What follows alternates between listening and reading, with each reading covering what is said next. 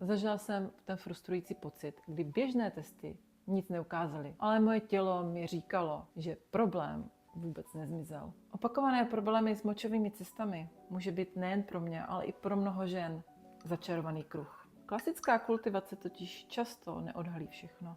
Může jít o skryté infekce, rezistenci na antibiotika nebo specifické mikroorganismy, které běžné metody jednoduše přehlédnou. V české laboratoři Elilab na to jdou vědecky a jinak. Mají za sebou už přes 10 000 úspěšných analýz močových infekcí a vyvinuli vlastní metodu založenou na pokročilé DNA technologii.